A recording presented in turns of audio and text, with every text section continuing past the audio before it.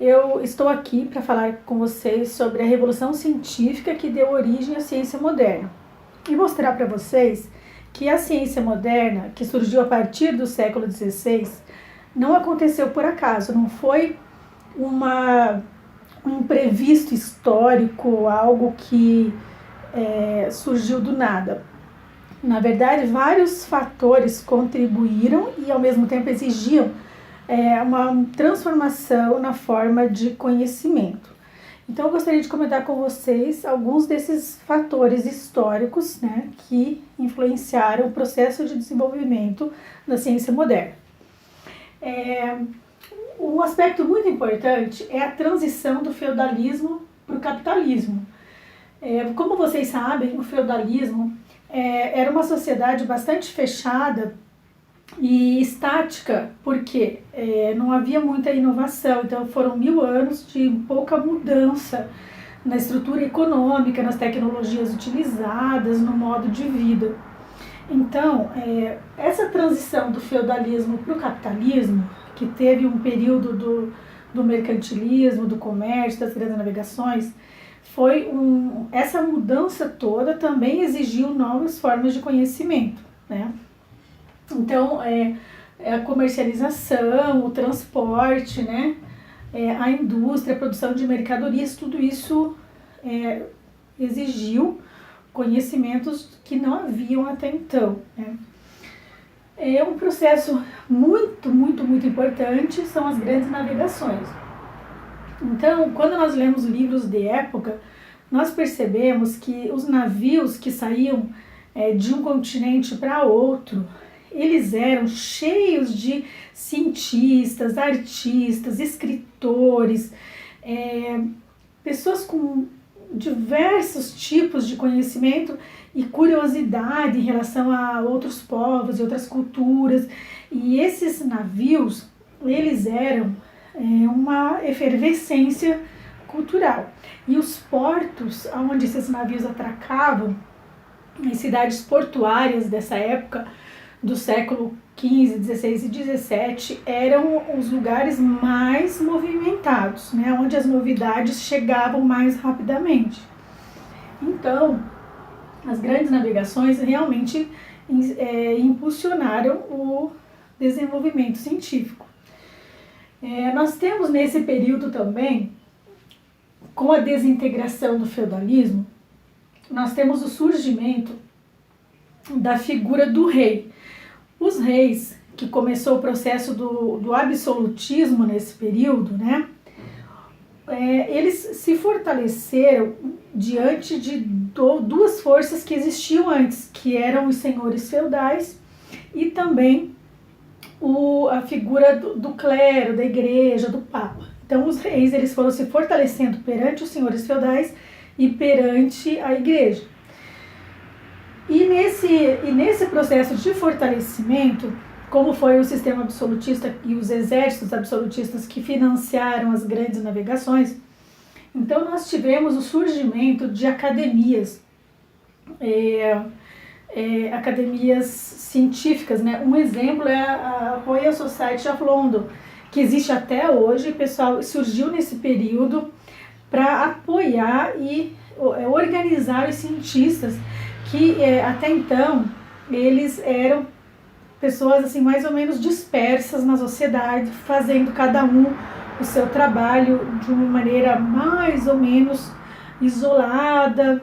Não estavam, por exemplo, não havia, como nós temos hoje, os departamentos científicos das universidades, as especializações científicas, né, os cursos voltados para diversas ciências, porque esse movimento foi o que deu origem a essas especializações, esses departamentos e tudo mais, né?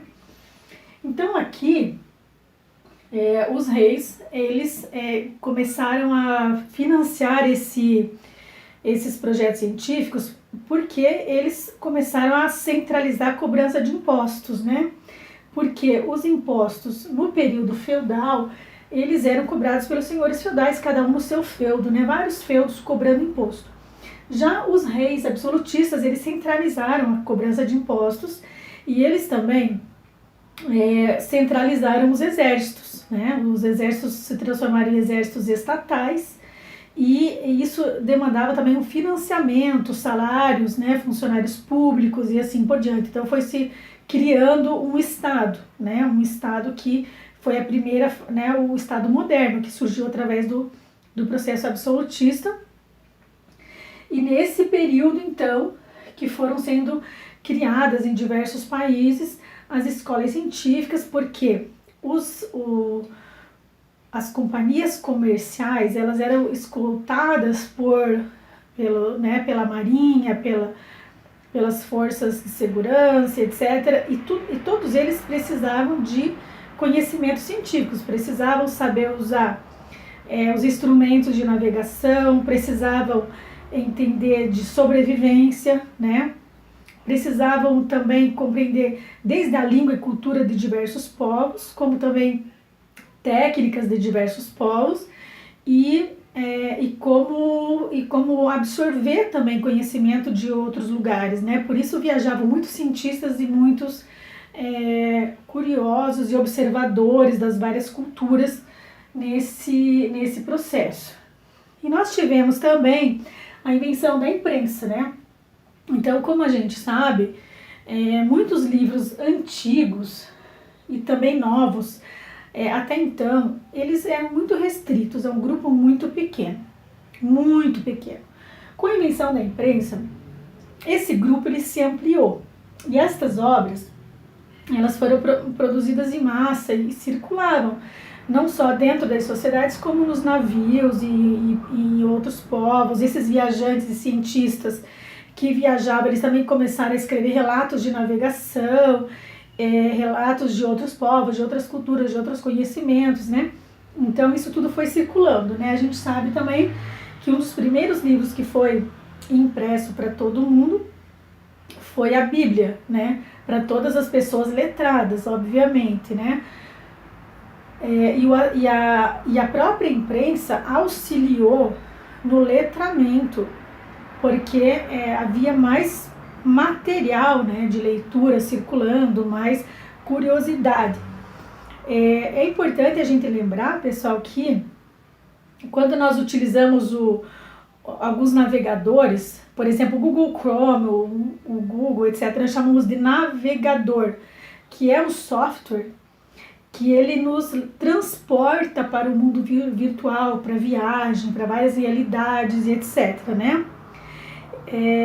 Essa ideia do navegador que possibilita conhecimento de várias realidades, entrar em outros universos, né? É uma ideia que vem desse período, porque naquele período navegar, circular, era uma viagem de conhecimento também, como essa analogia com o navegador da internet, né?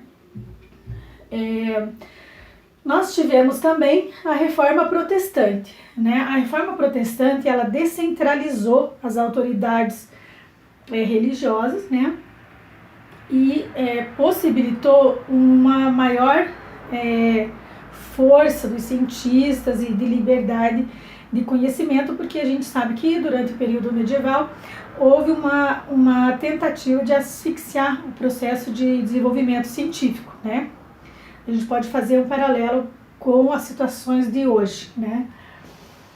E em todo esse processo aqui, nós tínhamos o movimento renascentista. Como a própria palavra renascer, ela mostra renascer, é um renascimento, um renovar, uma retomada. O renascimento, ele buscava lá uma fonte, né, da Grécia e de Roma antigos, né, onde houve uma explosão de conhecimento, né, a gente sabe que a Grécia antiga foi uma explosão de conhecimento. Então os renascentistas, eles buscavam esse espírito cultural que estava presente lá na Grécia antiga, então uma maneira de desejar que o período renascentista se transformasse num período de proliferação e de produção de conhecimento, né?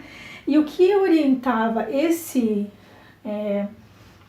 movimento, essa efervescência cultural renascentista, era um sentimento, né, uma visão de mundo também antropocêntrica, voltada para as necessidades humanas, para a vida terrena, para as necessidades sociais, para o desenvolvimento social, para o bem-estar.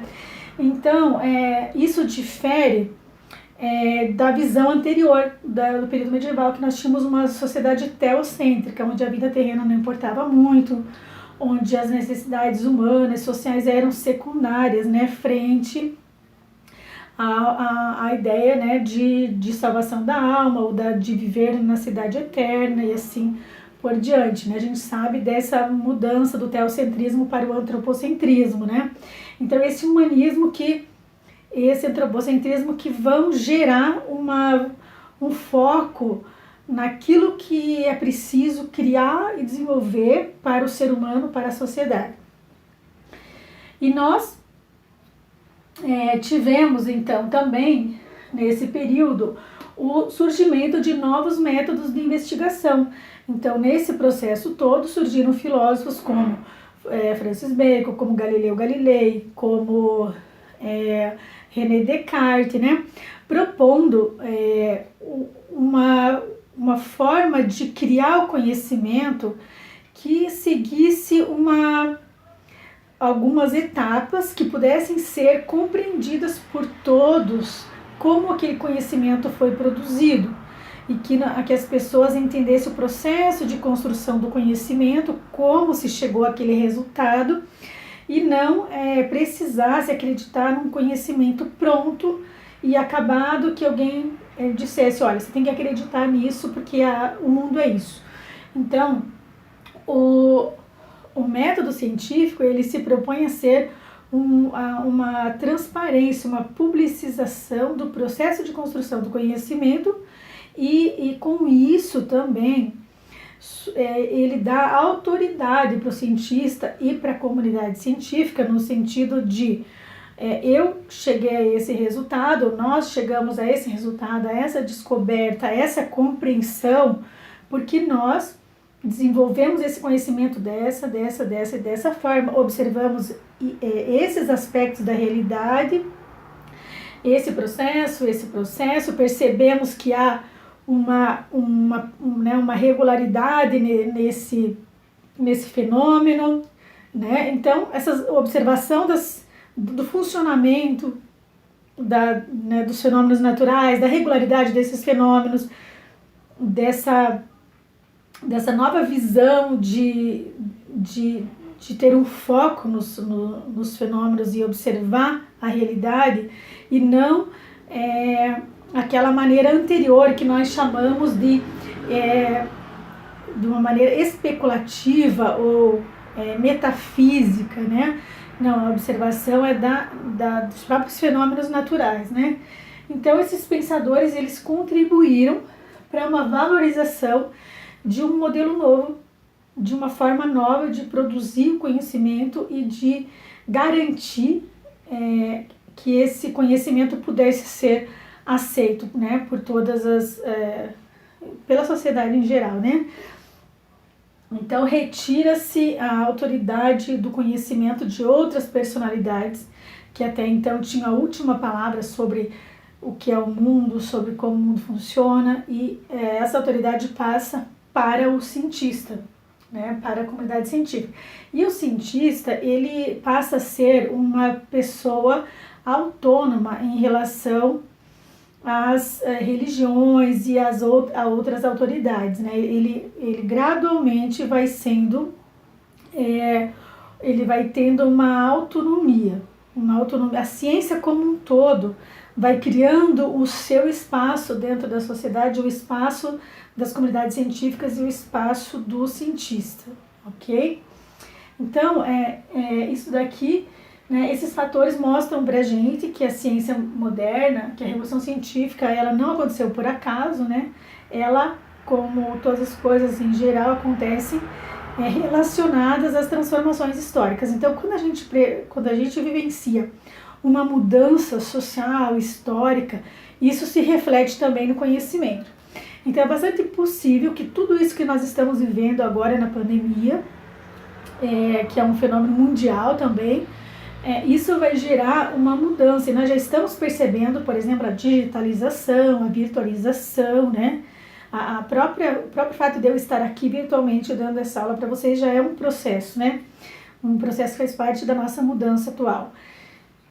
Então, provavelmente nós vamos viver algo de mudança muito grande no processo de conhecimento e de apropriação do conhecimento a partir do momento que nós estamos vivendo, porque esse momento ele também é um momento muito especial no sentido de ele afeta a questão cultural, a questão econômica, a questão política, a questão educacional, a questão científica de vários países, de várias nações globalmente. Então nós vamos vivenciar um processo de mudança bastante grande.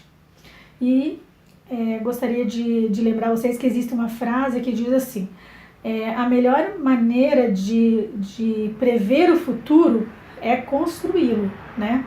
Então nós temos que ocupar esses espaços e participar desse processo de mudança de uma maneira ativa para a gente desenhar um mundo que nós queremos viver. Não é isso, pessoal? Então um abraço para todos vocês e na próxima aula a gente continua nesse processo de lançar uma luz sobre o movimento da ciência moderna, ok?